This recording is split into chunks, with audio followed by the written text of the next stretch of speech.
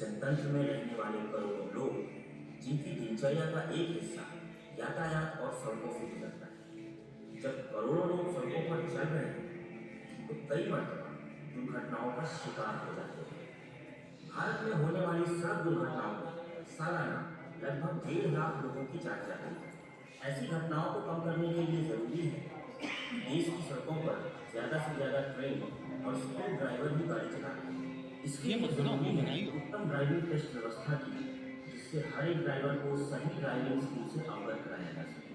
Driving test को आसान और कारगर बनाने के लिए पिछले कई दशकों से कई इनोवेशन हुए हैं, लेकिन ऑटोमेटेड ड्राइविंग टेस्ट इस दिशा में एक महत्वपूर्ण कदम है।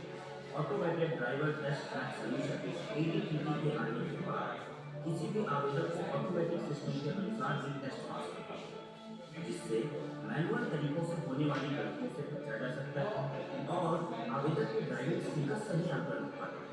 ड्राइविंग टेस्ट के लिए पहले आवेदक को ऑनलाइन पेमेंट और आवेदन करना होता है, जिसके बाद आवेदक को टेस्ट सेंटर के एडमिन ब्लॉक में जाना होता है, जहां टेस्ट ट्रैक पर जाने से पहले आपकी डॉक्यूमेंट की जांच करके एक RFID कार्ड दिया जाता है।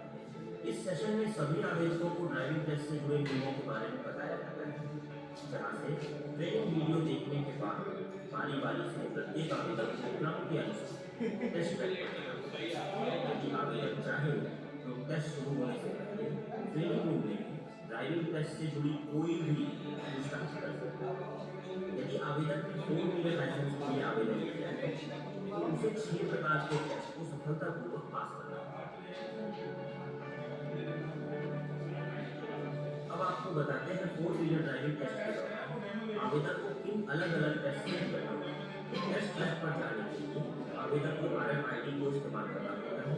ध्यान देने की बात यह है कि प्रत्येक टेस्ट के पहले RFID के जरिए ही गाड़ी को ट्रैक किया जाता है, जिसके बाद सिग्नल ग्रीन हो जाता है और बूम बैरियर्स खुल जाते हैं। अब आवेदक को पहले टेस्ट यानी कि रिवर्स S टेस्ट के लिए जाना होता है। इस टेस्ट में S आकार के ट्रैक पर गाड़ी को पीछे की दिशा में एक निर्धारित समय सीमा के भीतर ही ड्राइव करना होता है।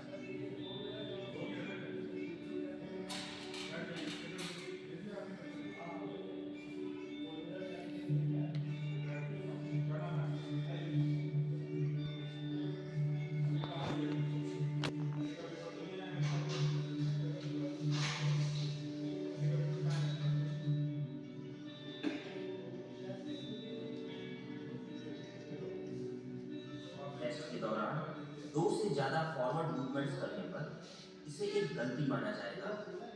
इस टेस्ट को सफलतापूर्वक पास करने पर आपको एक मैसेज बोर्ड में पास का मैसेज दिखाई देगा, जिसके बाद आपको दूसरे यानी कि A ट्रैक टेस्ट के लिए ग्रीन सिग्नल और बूम बैरियर के खुलने का वेट करना है। स्क्रीन पर यदि फेल का सिग्नल दिखाई दे तो गाड़ी को इसी स्थान से एग्जिट करना होता है। एक ट्रैक टेस्ट में गाड़ी को आगे की दिशा में एक जैसे दिखने वाले ट्रैक पर एक निर्धारित समय सीमा के भीतर ही गाड़ी को ड्राइव करना होता है।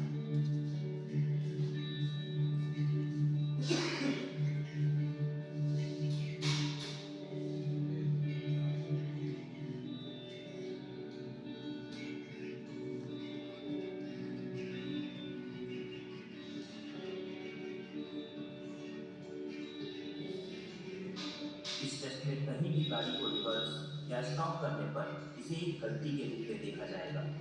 इस टेस्ट को सफलतापूर्वक पास करने पर आपको एक मैसेज बोर्ड में पास का मैसेज दिखाई देगा, जिसके बाद आपको तीसरे यानी कि ओवरटेक टेस्ट के लिए ग्रीन सिग्नल मिलने और बूम बैरियर के खुलने का वेट करना है। स्क्रीन पर यदि फेल का सिग्नल दिखाई दे तो गाड़ी को इसी स्थान से एग्जिट करना होता है। एक ट्रैक टेस्ट को पास करने के बाद ओवरटेक टेस्ट के दौरान आवेदक को बुलाट अवरोधकों को बिना छुए और बिना रिवर्स किए सही इंडिकेटर देते हुए पार करना होता है।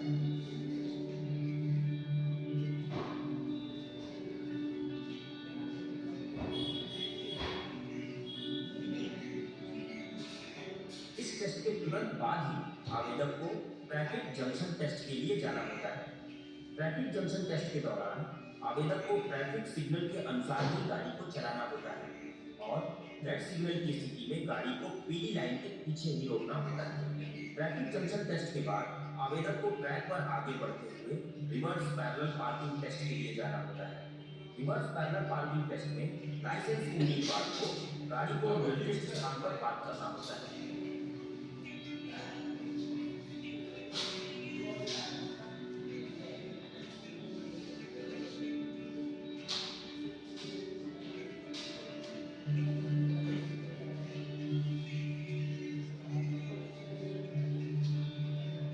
को रिवर्स करते हुए निर्धारित पार्किंग में दिए गए समय के अंदर पार्क करना होता है।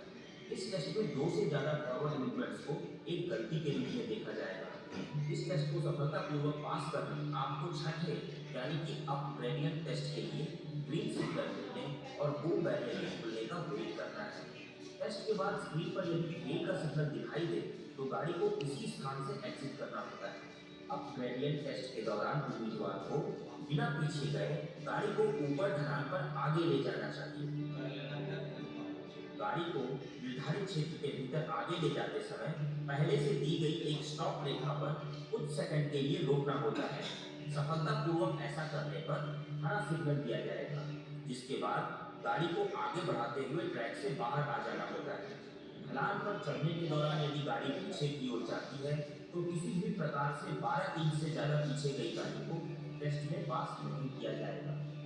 आइए अब बात करते हैं उन तीन फॉर्मेशन या टेस्ट की जो केवल टू व्हीलर आवेदकों के लिए है।